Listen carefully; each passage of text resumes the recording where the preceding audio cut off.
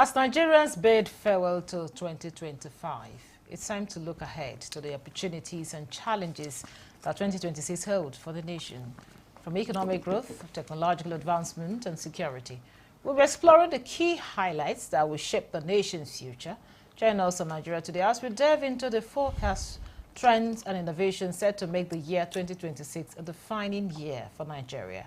How will local innovations and digital transformation drive Nigeria's growth in 2026? These and more we'll be talking about on the program. Thanks for joining us. I am Ikaria Clinton.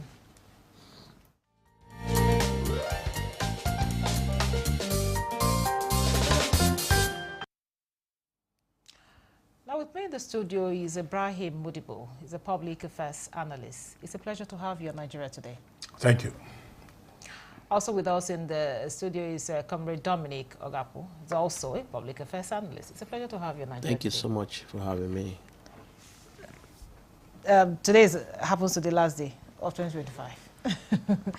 By tomorrow will be another year, really.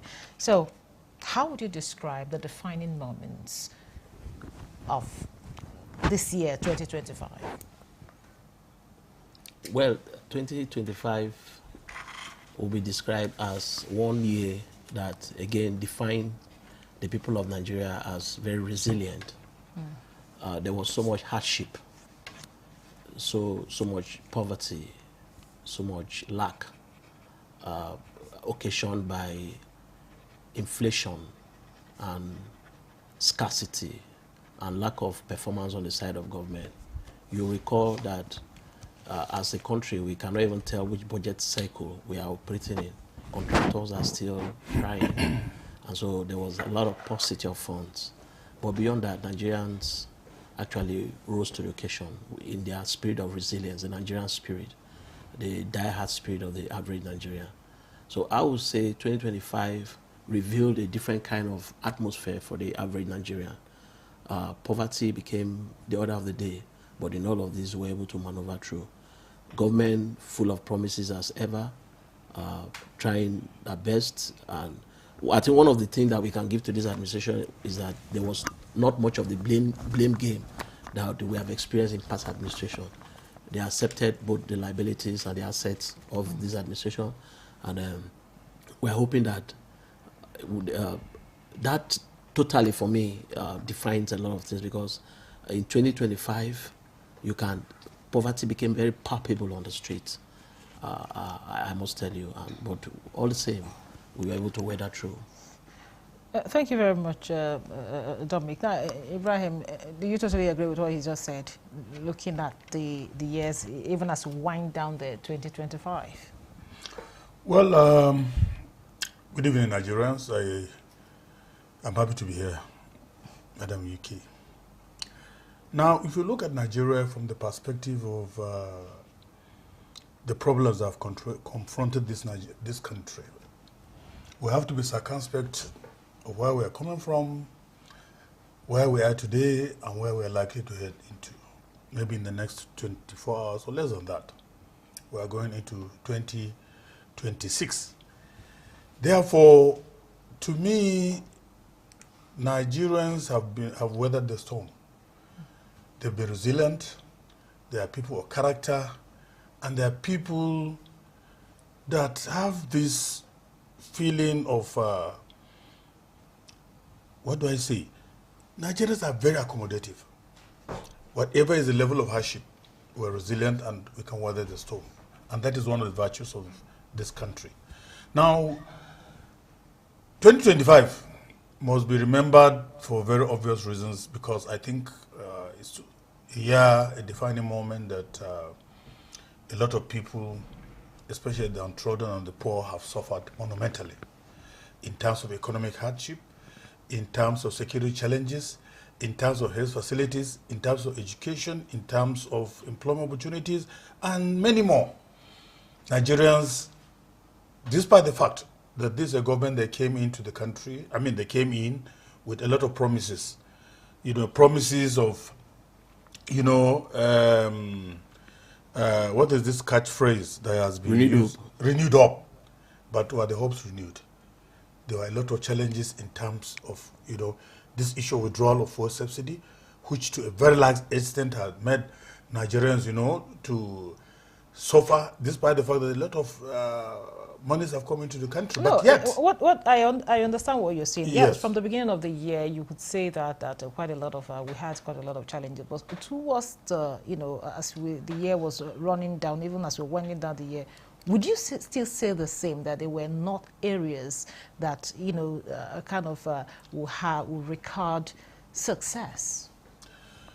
You see, let me thank the Acting Director of Public Communications of the CBN, Madam Hakama Ali Sidi, for informing Nigerians, especially when it comes to the economic recovery, what the CBN is doing in strategically thinking about, how to move Nigeria forward in terms of the economy. I will say that they've done a very wonderful job by propelling, dishing out, sound policies and programs that seems to attract less hardship to Nigerians. Now, if you look at the last quarter to this quarter, there are about there's been over, in billions in terms of accruals, in terms of revenue into the country.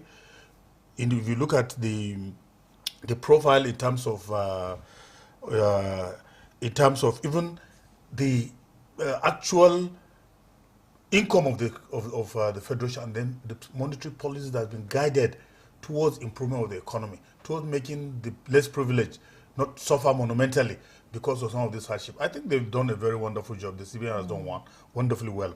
And I want to believe that as we are projecting into the next, the next year, more policies and programs will come in, because if you look at inflation now has dropped from 31 point something to about, 26% or 31 point something to about 12 point something percent. Although the IMF is warning that if proactive measures have not been taken, it could trigger it to about 37%. So we hope and pray that the central government, the CBN, in close collaboration with the government at the center, especially the Ministry of Finance, will be able to articulate some policies based on policy implementation of networkings of sound economic policies that could heave a sigh of relief to the ordinary Nigerian. So I think we are on the right track of change. Now, Dominic, of course, from your own point of view, there has been quite a lot of challenges in this year. But I also want you to, highlight some of the areas that you could say that the present administration has done well, and that should be sustained. Well, I think I made one of those points, is that, you see, acceptability, ability to accept that, yes, as a leader, not in the previous administration where we had people throwing blame, saying it was bastardized and all that. No, I think this president is disposed to taking all the liabilities and the assets as it has come to him.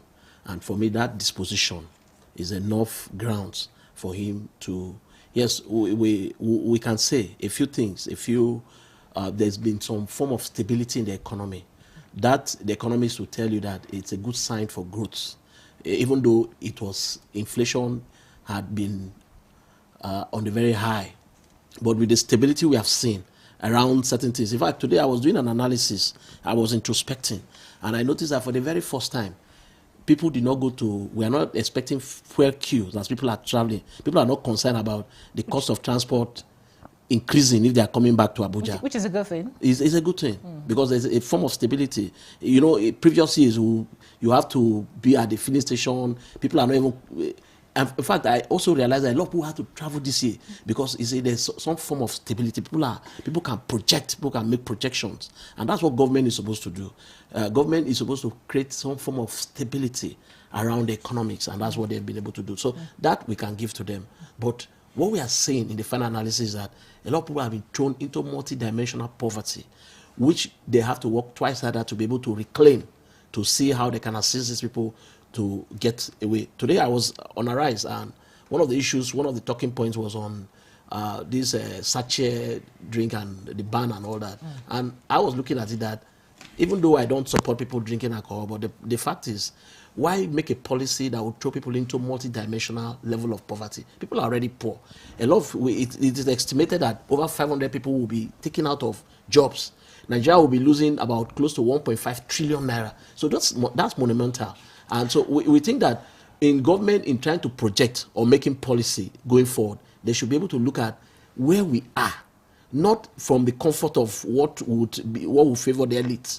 We have to think in regards to the grassroots, to the people who these things will affect directly.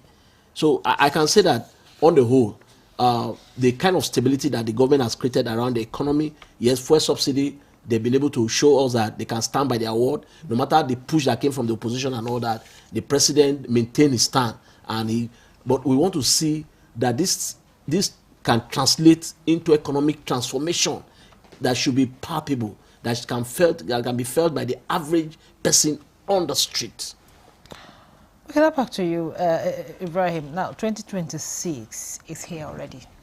In a couple of hours, we'll be in 2026. Now, what are some of the key policy areas you think are most likely to define Nigeria's trajectory in 2026?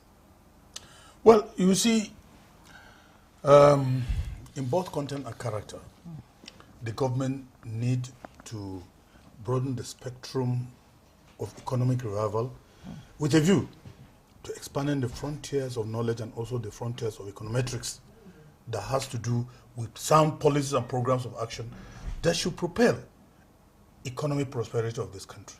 First and foremost, we have to look at the issue of insecurity. It's a very, very fundamental issue. Because with insecurity, people don't go to farms. And you know, food, once you can feed the nation, then the rest of other things are just primary. But food is central. Now, the issue of employment opportunities. The youth seems to be restless, while the old are weary, and the political class seems to be in a state of confusion without knowing exactly what to do. So therefore, there must be deliberate policies of government to open up the corridors of employment opportunities for the youth so as to propel further economic activities. Because for now, a lot of these manufacturing companies and what have you have been they've left.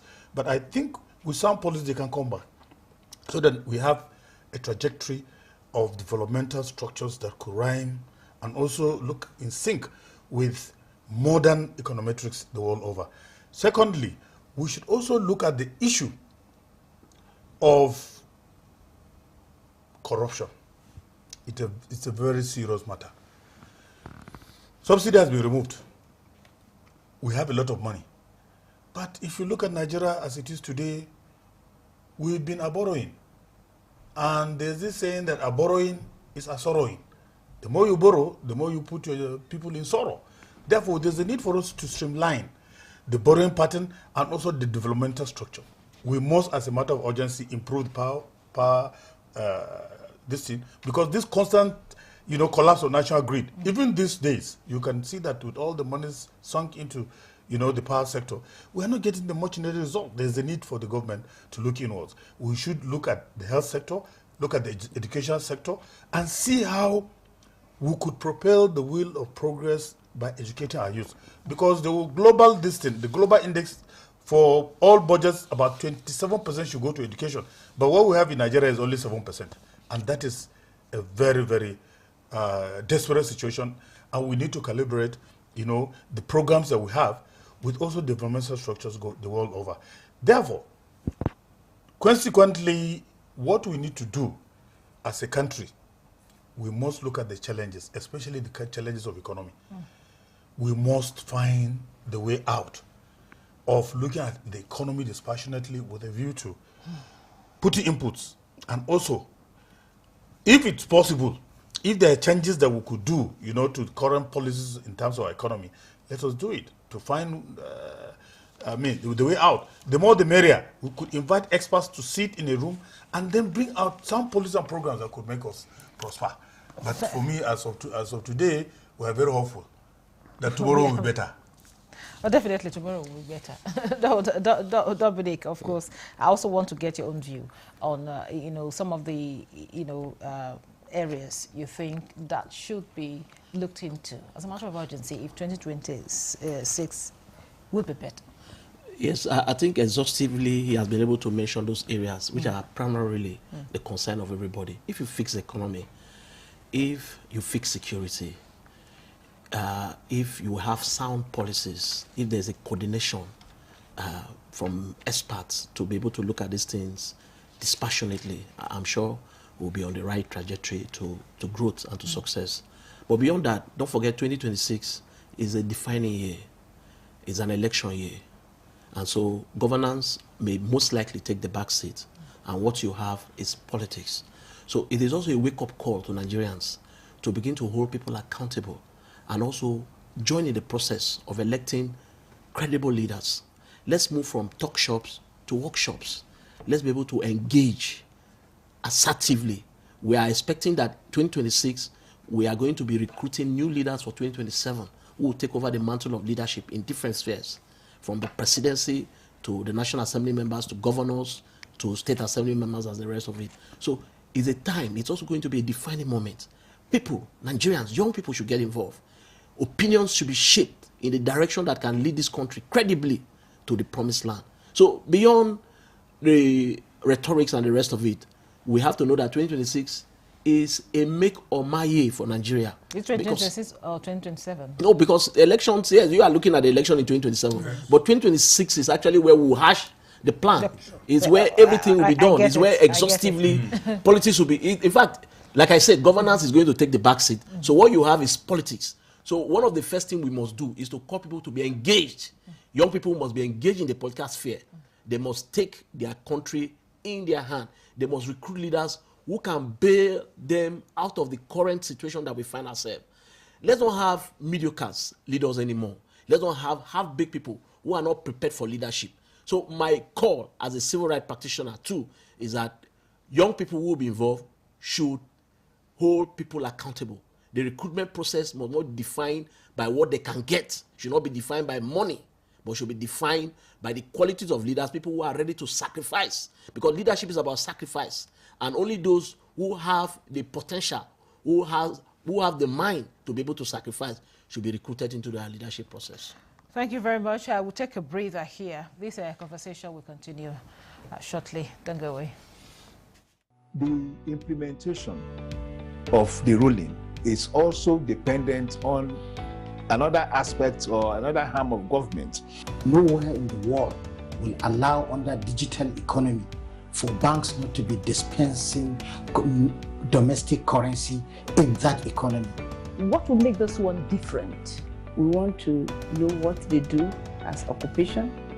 All of these are attributes that are questions have been designed to investigate. In a few days to come, you see that we are all around their own crannies and everywhere in Nigeria, telling people to cooperate. Welcome to Nigeria Today.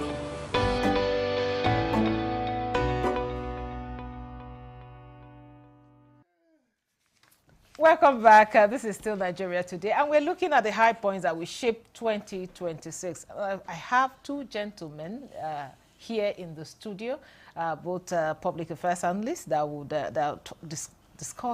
talking about what are these areas that we should look at if 2026 will be better than 2027. So, Dr. Modibo, of course, Dominic here has said we have to hold our leaders accountable. The young should rise up and hold. So how do we do this really when some of the young are really concerned about what is in it for them rather than thinking how our country will be better? You see, with external revenue growing, we have currently we're having about 1.27 billion dollars. There's a need to expand the horizon. Bring the youth closer to governance. Because most of those in politics as you see today are people that have been tested and trusted right from the 60s, coming down to the present. So there's the need for you to bring up the young ones who will succeed us tomorrow. Because we're not going to be here like Paul Biya or Mugabe till eternity. We must bring up young people to pick up the gauntlet, to learn the ropes of administration and to learn the ropes of governance. Therefore, I completely concur with Mr. Dominguez's submission that we have to hold, the youth must hold the government accountable. It's just like the press. Part of our core values is to set an agenda to teach, educate, inform, and also to hold people in governance accountable. They must be accountable to the people. And therefore, the youth are the vanguard of holding governance or government accountable because they think ahead. These youth are educated people. For now, some of them don't have jobs. It leads to brain drain. It leads to social insecurity, especially if you look at these cyber crimes. They are all very young people that are very educated. They can manipulate the computer anyhow. You are sitting and you just see your money has disappeared in your account. So it is towards the criminal tendencies because they don't have jobs. So the government must have a deliberate policy of educating these people very well, giving them jobs where necessary, or make ventures or open an avenue for private government partnership with a view to involving them into the art of governance. And also the young people must come into politics. They should not leave politics to the old people alone. They should come in, put in their best, and see how they'll be able to to learn the ropes of art of governance. Because if you see today, it's a sad commentary in the history of this country that you find that some of the even young ones, it's just like the cow. You know, the calf will be looking at the mother cow, how she eats, and that's exactly what she does. Now, some of these youths, when they're in politics, they see how these people loot the treasury, and they are also, moving into to start learning the ropes of looting the treasury. For how long are we going to correct the system? We need a system that is workable. And I am very sure that Nigeria will have the wherewithal. We are praying to God that every stumbling block will turn into stepping stone for greater productivity of this country. And I have absolute confidence that Nigeria will be able to find its rhyme and rhythm and also move forward as a developing nation. God willing. God willing, definitely we are going to get there. But again, there are a lot of issues you've raised. Talking about the youth standing up. My question is, I know I've asked Dr. Modibo about this. How do we make them, be really have their country at heart, put their country first before their own personal interests? Because that seems to be what is, trending. Okay, so it's very simple. It's a consciousness. It's a consciousness thing. It's a movement.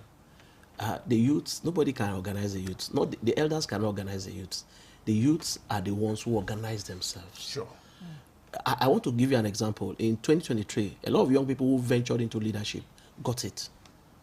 Yes, there are a lot of people who came who contested the election and they won by virtue of just attempting. And so, like you rightly mentioned, we need more participation from the young people, intentionally, knowing that, like you said, leadership is a recruitment process. Nigeria, by the grace of God, we are very fortunate. We are not going to have the scenario that is happening in other African countries, like in Cameroon, where you have Paul Biya, who have made himself an oligarchy in government and all that. It's even a monarchy right now, even though they say they are practicing democracy. But we are very fortunate. We are very elitist. We are exposed. So some of these things, we have been insulated, kind of. So what I would say is that young people should intentionally begin to arrange and organize themselves along a particular line with the aim of accessing power for transformational leadership to be able to change the country from its current.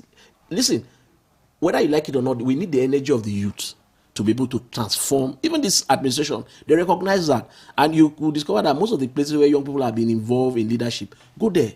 I have been privileged to interface with a few of these people, and I can see, because the trends are changing, the times are changing. We need the energy, this young energy, to be able to be invested into, to change our economy. In this new year. Yes, to change our security architecture, to be able to drive the narrative, even in terms of perception, how Nigerians are being perceived. We need young people to begin to stand up and begin to speak up for the good of this country. So nobody will organize the young people. The young people must intentionally, consciously, with every good intention, organize themselves towards taking power and restoring the dignity and the pride of Nigeria as the largest black nation on earth. Thank you very much. I really wanted to ask more, but then you know the time is really not our friend right now. Thank you very much, Comrade Dominic Ogaku, the Public Affairs Analyst. Thank you so much for coming on the program, and Dr. Ibrahim Modibo, Public Affairs Analyst, also. Thank you so much. Thank you. For coming on the program. Thank you. And thank you for being part of this program. And Happy New Year in advance. I'm Victoria Clinton. Goodbye.